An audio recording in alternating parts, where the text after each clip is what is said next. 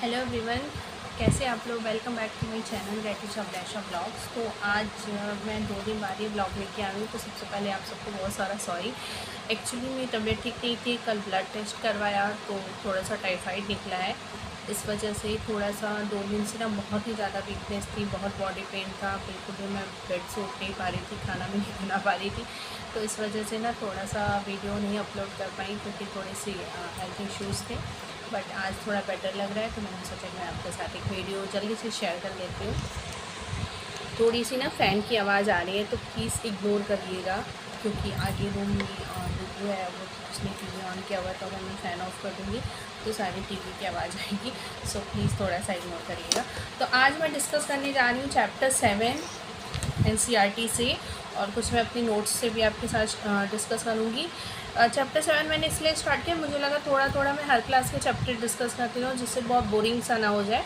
तो आज मैंने स्टार्ट किया सबसे पहले फिजिकल केमिस्ट्री का चैप्टर हीट, क्योंकि मुझे लगा थोड़ा सा ये इंटरेस्टिंग टॉपिक है, तो उससे मैंने स्टार्ट किया है। तो देखिए, सबसे पहले इसमें वो बोल रहा है कि हीट क्या होता है।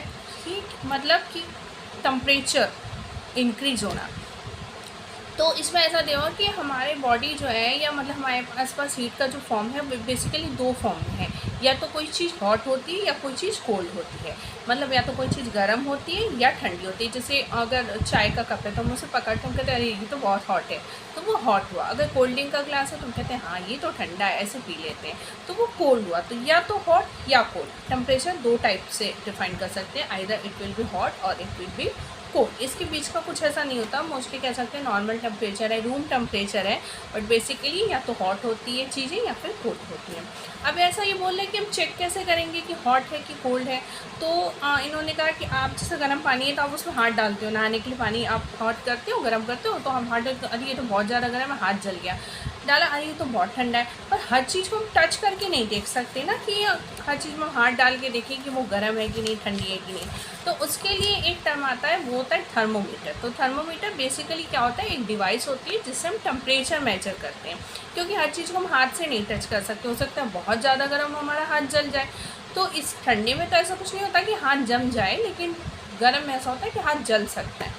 तो एक डिवाइस होती है थर्मोमीटर, ठीक है, जिससे हम टेम्परेचर को मेजर करते हैं। तो कई टाइप के थर्मोमीटर होते हैं। यहाँ पे हम पढ़ने जा रहे हैं बेसिकली क्लिनिकल थर्मोमीटर, और आप यहाँ देख सकते हैं और फिर आप मुझे बताना कि आपने कहाँ देखा है। देखिए, ये है क्लिनिकल थर्मोमीटर, ठीक है। ऐसा आपको लग रहा होगा कि क्यों इससे कहीं देखा है, क्योंकि मोस्टली सबके घर में जो आपका मेडिकल बॉक्स होता है उसमें होता है। तो ये वो थर्मोमीटर है जो बेसिकली हमारे घर में होता है। सिंपल सबसे बेसिक थर्मोमीटर है, पुराना सबसे थर्मोमीटर है। मरकरी को यूज़ करते हैं एज अ लिक्विड, जो कि हमें टेम्परेचर में इंक्रीज या डिक्रीज शो करता है। कभी कभी हम मोस्टली बड़े लोग हैं जो है मुंह में रखते हैं। ऐसा होता है कि 3 से 4 मिनट या 2 मिनट रखना होता है। जो बच्चे होते हैं वो मुंह में अगर रखते हैं तो हो सकता है वो दबा दे और वो मरकरी उनके मुंह में चला जाए, तो वो बहुत ही ज़्यादा हार्मफुल होता है। तो उनको बेसिकली कभी कभी यहाँ अंडर आर्म के यहाँ पे रख के ऐसे प्रेस कर देते हैं, वहाँ से उनका टेम्परेचर मेजर करते हैं। तो जो इसमें रेंज होती है, आपने देखा होगा डिग्री सेंटीग्रेड और डिग्री फ़ारेनहाइट दोनों में दी होती है। अगर डिग्री सेंटीग्रेड की बात करें तो 35 डिग्री सेल्सियस से 42 डिग्री सेल्सियस तक उसकी रेंज होती है। हम मोस्टली फ़ारेनहाइट में चेक करते हैं, जैसे बोले अरे उससे तो 100 डिग्री बुखार है, 99 है, 99 तो नॉर्मल होता है, 100 डिग्री है वहाँ पे, 102 डिग्री है। तो ये 102 डिग्री फ़ारेनहाइट की हम बात करते हैं। हम सब डिग्री बोलते हैं, बट ये 102 डिग्री फ़ारेनहाइट है, 100 डिग्री फ़ारेनहाइट है। अगर हम सेल्सियस की बात करते हैं तो वो जो रेंज होता है वो 35 टू 42 होता है। क्यों होता है?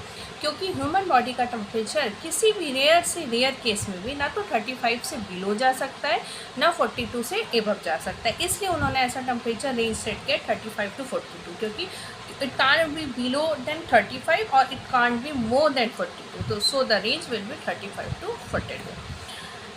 Okay. तो आप इसमें भाई कि जो थर्मोमीटर रीड करते हैं, तो देखिए आपने देखा होगा डॉक्टर के हम जाते हैं वहाँ पे थर्मोमीटर हमें मिलता है। तो थर्मोमीटर घर में हो या हॉस्पिटल में कहीं भी यूज करने से पहले उसे अच्छे से मोस्टली एंटीसेप्टिक लिक्विड से या वाटर से तो क्लीन कर ही देना चाहिए। किसी ने भी यूज किया पहले उसे वाटर से अच्छे से क्लीन करो, तब आप उसे रीयूज करो, ठीक है, क्योंकि ऐसे इन्फेक्शन के चांसेस होते हैं। उसके बाद इसमें दिया है कि अच्छे से हैंडल करना चाहिए, क्योंकि इसके अंदर मरकरी होता है जो कि बहुत ही ज़्यादा हार्मफुल होता है। अगर आप माउथ में रखते हो तो ट्राई करो कि वो 2-3 मिनट किसी से भी बात नहीं करो, वरना अगर वो टूट गया मरकरी तो वो आपकी जान भी जा सकती है। ठीक है। नॉर्मल बॉडी टेम्परेचर जो होता है वो 37 डिग्री होता है। फ़ारेनहाइट की बात करें तो 98.6 फ़ारेनहाइट होता है। एंड डिग्री सेंटीग्रेड की बात करें तो 37 डिग्री होता है। 35 से 42 वो रेंज होता है एंड 37 डिग्री सेंटीग्रेड ये आपका नॉर्मल डिग्री सेंटीग्रेड में बॉडी टेम्परेचर होता है। और जैसे हम बोलते हैं ना, अरे इनको तो 98 बुखार है, 98 तो नॉर्मल, तो 98.6 जो होता है वो नॉर्मल टेम्परेचर होता है। अगर उससे ज़्यादा फीवर है तो ही थोड़ी सी टेंशन लेने वाली बात है, अगर उससे कम है या उतना है तो वो नॉर्मल बॉडी टेम्परेचर है। तो यहाँ पे हमारा क्लिनिकल थर्मोमीटर ख़त्म होता है। नेक्स्ट हमारा आता है लेबोरेटरी थर्मोमीटर। लेबोरेटरी थर्मोमीटर, अगर कोई साइंस के स्टूडेंट हैं और उन्होंने इंटर या ग्रेजुएशन कर चुके हैं तो आप ये जानते होंगे कि लेबोरेटरी थर्मोमीटर एक ऐसा होता है जिसे हम लोग ने BSc MSc में यूज़ किया था। आप ये देख सकते हैं। ठीक है, ये काफ़ी लंबा होता है, इतना लंबा होता है। ठीक है, इतना लंबा एंड नैरो होता है।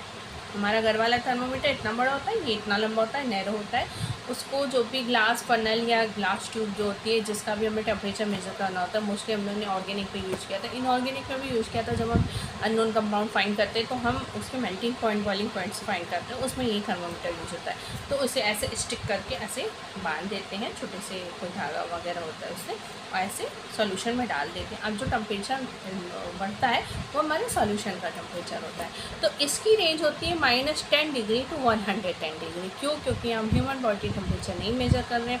कंपाउंड हमारा कभी कभी बहुत ज़्यादा टेम्परेचर भी मेजर कर सकता है, और यहाँ तो 110 की बात कर रहे हैं। अगर आप लैब में हो तो आपको कभी कभी 200 तक का भी मिल जाता है, बट यहाँ -10 टू 110 यानी -10 से 110 तक के बीच के रेंज का हमें थर्मोमीटर मिलता है।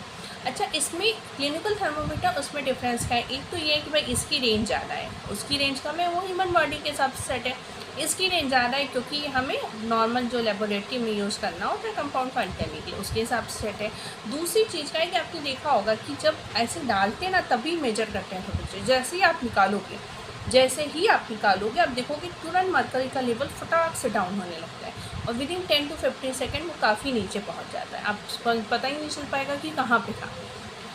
जबकि जो हमारा घर का टेम्परेचर उसमें ऐसा नहीं होता। It is because of king, KINK। ठीक है, बहुत छोटा सा वर्ड है, बहुत इंपॉर्टेंट है। जो हमारा घर का थर्मोमीटर होता है उसमें आगे बॉटम पे छोटा सा होता है किंग, KINK, छोटा सा एक मरकरी का पॉइंट के आगे पॉइंट होता है। उसका यूज़ क्या होता है कि जब हम जो घर का हमारा थर्मोमीटर है, हमारा क्लिनिकल थर्मोमीटर जो कि क्लिनिक यूज़ किया जाता है, इसलिए उसे क्लिनिकल थर्मोमीटर बोलते हैं। तो उसका यूज ये होता है कि जब भी हम निकालते हैं टेम्परेचर को बाहर, तो जब तक आप उसे ऐसे ऐसे झटको नहीं, उसका टेम्परेचर डाउन नहीं होता। आप निकाल के ऐसे 2 दिन पे ऐसे रखे रहो तो 98 का 98 पे ही रहेगा।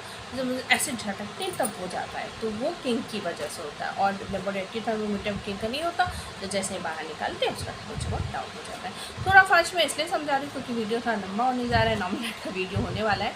उसके बाद हमारा एक थर्मोमीटर दिया था मेरी स्कूल की बुक में, वो था आपका डिजिटल थर्मोमीटर जो आजकल चल रहा है, जिसमें मरकरी का यूज़ नहीं होता। ये बहुत ज़्यादा यूज़ हो रहा था जब हम थोड़ा कोरोना वगैरह चल रहा था, उस टाइम पे भी इसको डिजिटल थर्मोमीटर यूज़ होता है। ये बच्चों के लिए भी सेफ़ है।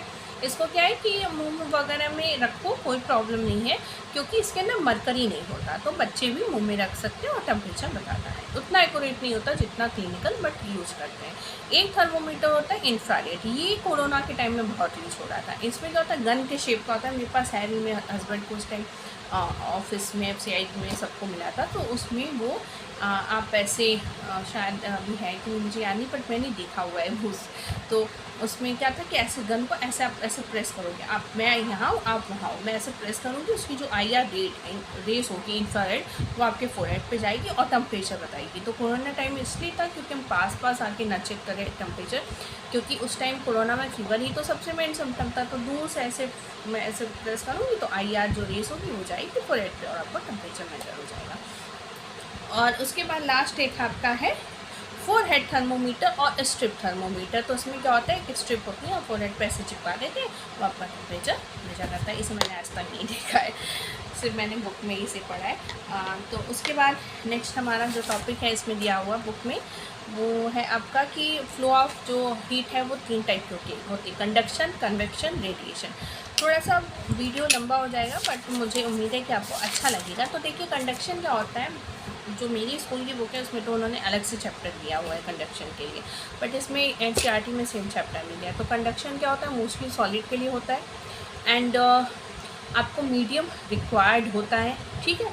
कन्वेक्शन क्या होता है, इसमें भी फ्लो ऑफ हीट होता है लेकिन ये लिक्विड के लिए होता है, ठीक है। मीडियम रिक्वायर्ड नहीं होता क्योंकि उसमें जो मॉलिक्यूल है वो खुद मूव करते हैं, यहाँ से वहाँ, यहाँ से वहाँ, कोई मीडियम ज़रूरी नहीं होता।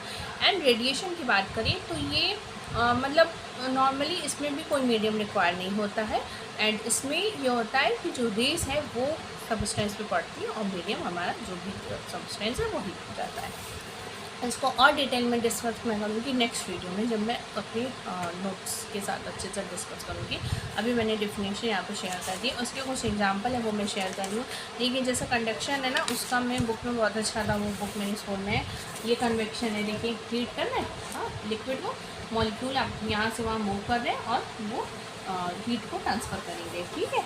एंड ये देखिए है, ये भी आपका कन्वेक्शन है, ठीक है, कन्वेक्शन के थ्रू हीट हो रहा है।